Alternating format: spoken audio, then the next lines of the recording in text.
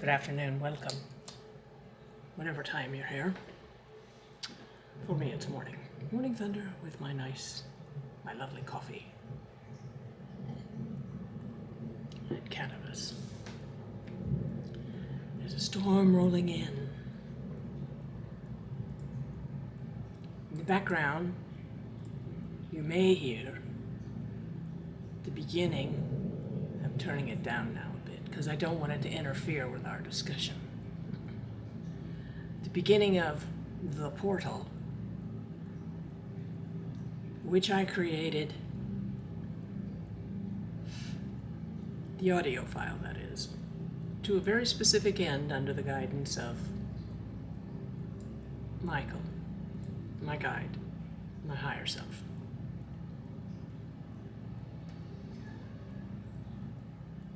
Turning it down. Okay, I've been asked to do more about Imagifesting, and I was just talking to someone about a dear friend, Lauren, about why I wrote Chalice and the Vampyre Grail affairs.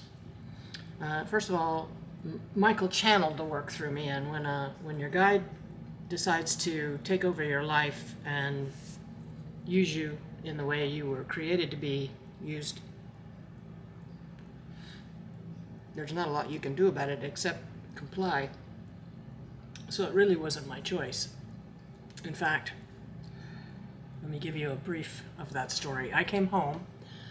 It was 1995, the end of spring semester. I just finished my final exam for spring semester. I'd been awake cramming for 3 days, no sleep. And I had told Michael, leave me be, 6 years before, when I was engaged, and Michael said, the man you're engaged to is a very nice man, and he'll be kind to you, but he's not for you. You're my wife, and you're in Earth Venue on a mission that I swore to you I would see you completed, even though you wouldn't remember why you were there in Earth Venue. I swore to you I would make sure you completed it. So marrying him will distract you from that objective. And I said, leave me be, which I didn't ever think I would say after I'd met him in the lustrous fast when I died. But I said it because I wanted that time of feeling safe and loved. Just being safe in my life has been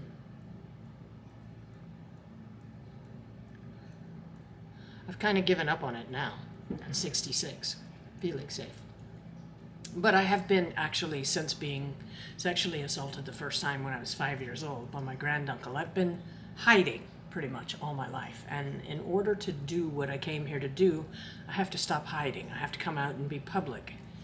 And that's the way it is, I think, with all of us. The thing we're afraid to do is the thing we have to do in order to become and do what we came here to do. In every challenge, there is opportunity, and the bigger the challenge, the bigger the opportunity. So that thing you're afraid of, that's the thing you have to do. So anyway, I came home and Michael wakened my kundalini. I sat down with a beer on the couch thinking, what am I going to do with my summer now that the exams are over? And there was this weird tickling in my tailbone, and I didn't pay much attention to it. It was just kind of odd. And then all of a sudden, my tailbone thumped 3 times.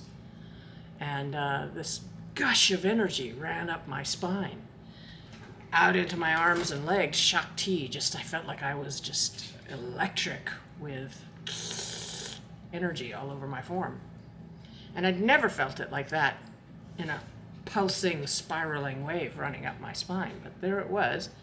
And it bounced off the inside of my skull and ran back down into my tailbone again. And I said, my God, what's happened? And Michael said, go into the office and boot up the word processor. And I said, no way. I've been writing papers for a month now, I don't want to, my wrists are sore from carpal tunnel.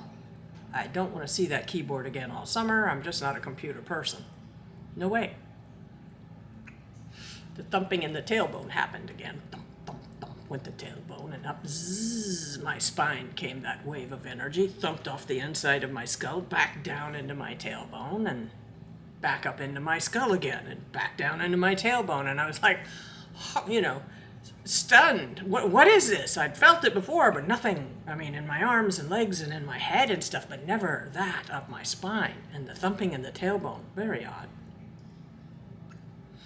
And he said, a little more insistently, go boot up the word processor.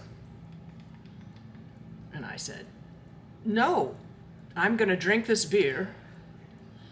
I thought I told you to leave me be. I'm going to drink this beer and take a shower and go to bed. I need sleep, clearly, or I wouldn't be able to hear you so well. And it happened again. Tailbone. Spiraling energy up the spine. Slams into the skull. Back down, back up, back down, back up. It left me reeling. Literally, I was just... I can't get this thing to turn off. I was breathless.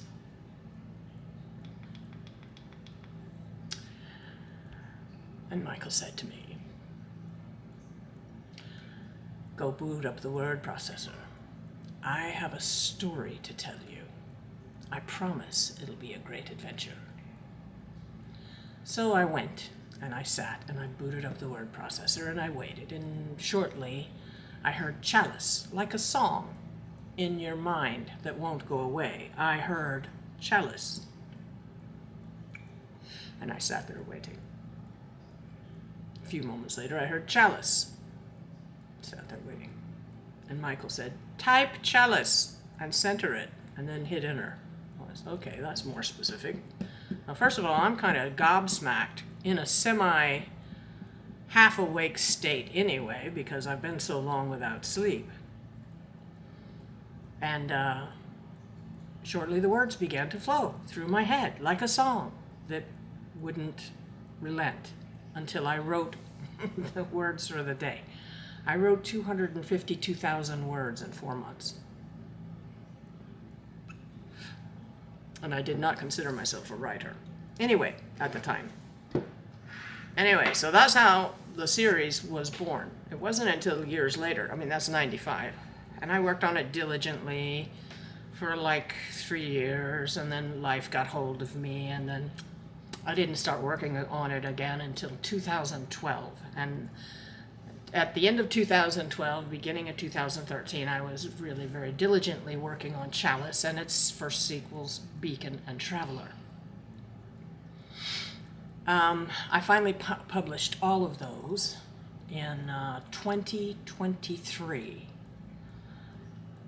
I had gone through Lexapro withdrawals, and in the process of going through the Lexapro coupled with Percocet withdrawals, which took 11 months really to get over. It was 9 intense months and then 11 months total before I was back to fairly normal. It was agonizing, physically and emotionally. Emotionally, it was a personal purgatory.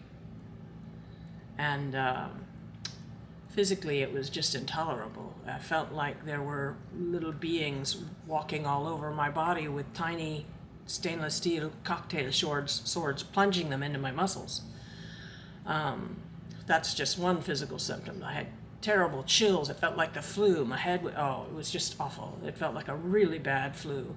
But those other neurological sensations were the worst. And the only way I survived it was by observing it. Instead of being identified with it, I became the observer, because my mind, my brain, constantly, like it tells you to eat or roll over in bed, my brain constantly said, make it stop, kill the body.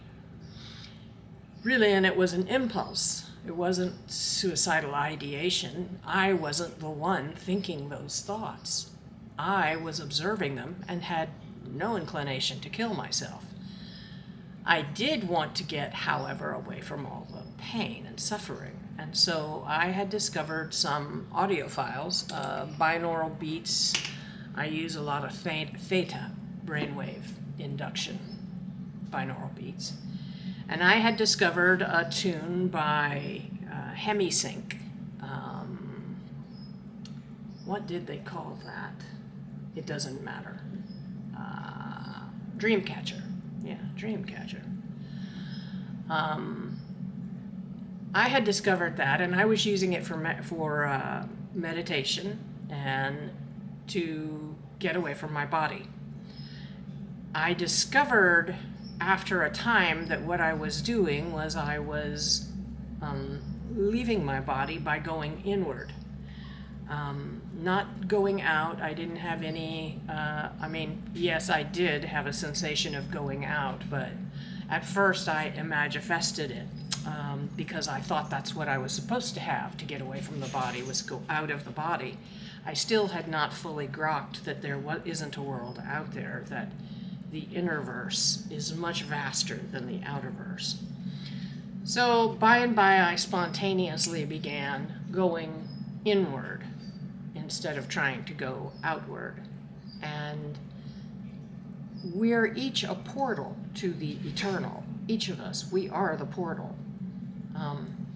Anyway, so I was using Dreamcatcher by Hemisync to get away from my body. I would put on noise suppression headphones because the most important thing when you're trying to escape a world is to cut off your sensory apparatus. That's why we call it dying, when this body, which is our sensory apparatus in this venue, when we quit the body entirely and it's not easily reoccupied, we call it dying. But mind you, death is merely what those who think themselves the living call a corpse. There's no such thing. You're just shifting your attention to other places. And the most important thing is the maintenance of your continuity of identity across realm. They're not barriers, they're traverses. Okay, when you leave one realm into another, your frequency changes in order to get into that other realm. Sometimes they're big clines, like a thermocline or a halocline.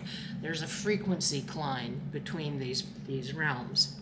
And that we would call it a barrier, but it's not really a barrier. It's that you're being retuned. Your frequency is being retuned.